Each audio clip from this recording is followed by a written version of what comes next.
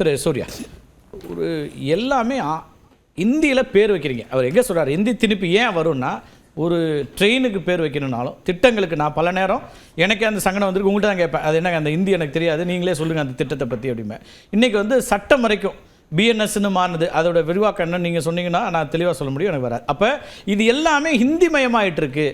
அப்போ இதுதானே நோக்கமாக இருக்க முடியும்னு ஒரு விமர்சனத்தை ராஜீவ்காந்தி பண்ணி. முதல்ல அவர் சொன்ன மாதிரி இப்போ எனக்கு வந்து ஹிந்தியா ஆங்கிலமா எது அந்நிய மொழின்னு கேட்டிங்கன்னா ஹிந்தி தான் அந்நிய மொழி. எனக்கு ஆங்கிலம் வந்து ரொம்ப கம்ஃபர்டபுள். அது வந்து ஜாகிரபிக்கல் ரீசன் தான். ஹிந்தி வந்து ஒரு புனிதமான மொழி, அதுக்குன்னு ஒரு வரலாறு. இப்போ இருக்கக்கூடிய புழக்கத்தில் இருக்கக்கூடிய ஹிந்தியே மோஸ்ட் கரப்டட் ஹிந்தின்றாங்க. பல லாங்குவேஜஸ்லேருந்து வந்த ஒரு ஹிந்தி, அவ்வளோதான். ஹிந்தின்றது ஒரு லிங்க் லாங்குவேஜ், அவ்வளோதான். அதுக்கு புனிதமோ அது சிறந்த மொழினோ சமஸ்கிருதத்துக்கு இலக்கிய சான்றுகளோட கிடையாது, எதுவுமே கிடையாது. சரி, இது வரைக்கும் எங்கள் பிஜேபி தலைவர்களோ இல்லை பிரதமரோ என்னைக்காச்சும் ஒரு நாள் ஹிந்தி மிகச்சிறந்த மொழி, ஹிந்தி எல்லாரும் படிக்கணும் அப்படின்னு ஹிந்தி திவாஸ் கொண்டாடுறோமே. ஹிந்தி திவாஸ் 50 ஆண்டு காலமாக கொண்டாடிட்டு நான் சொல்ல. ஹிந்தியை வந்து புகழ்ந்து பேசுறதுக்கு எந்த ஒரு தேவையுமே கிடையாது, அது உண்மையும் கிடையாது. லிங்க் லாங்குவேஜ் அதிகபட்ச மக்கள் பேசுகிறார்கள், அதிகபட்ச மக்கள் அதை விட புரிந்து கொள்கிறார்கள். அதிகபட்ச மக்கள் எப்போதிலிருந்து பேச தொடங்கினாங்க. நான் முடிச்சிடுறேன் ஒரு என்னோட ஓப்பனிங் கமெண்ட்.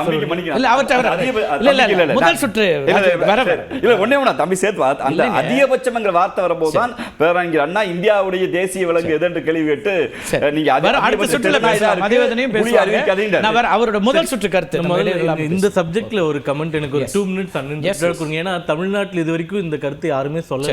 இப்போ இந்த திமுகவினுடைய சூட்சமே என்னன்னா, இந்த மும்மொழி கொள்கைன்றதை ஹிந்தி எப்படியாச்சும் புகுத்தி உண்மையை மறைச்சு ஹிந்தி ஹிந்தி ஹிந்தின்னு பேசிட்டு இதுல இருந்து வெளியே போயிடுறது. இரண்டாவது, மற்ற விஷயங்கள்லாம் மறைப்பதற்காக ஒரு மொழி பிரச்சனையா இதை உருவாக்குறது.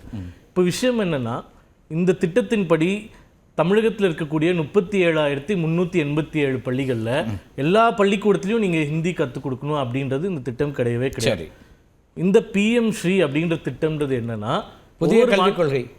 புதிய கல்விக் கொள்கை இப்போ டிஸ்பியூட் வந்து பிஎம் ஸ்ரீ கல்விக் கொள்கை தான். இல்ல சார், அடிப்படை புதிய கல்விக் கொள்கையில மும்மொழி கொள்கை சொல்றீங்களா இல்லையா? சொல்றாங்க. அது எல்லா பள்ளிகளுக்கும் பொருந்துமா? கிடையாது, கிடையாது, கிடையவே கிடையாது. இப்ப பிரச்சனை இங்க என்னன்னா, புதிய கல்விக் கொள்கையை யாருக்கு கொண்டு வரீங்க? இப்ப இந்த இன்னைக்கு இருக்கிற டிஸ்பியூட் ஒரு சின்ன சப்ஜெக்ட். முன்னாடியே நேஷனல் எஜுகேஷன் பாலிசி இருந்ததுங்க, அதுல ஹிந்தி கம்பல்சரின்னு இருந்து நம்ம ஃபாலோ பண்ணோமா? கிடையாது.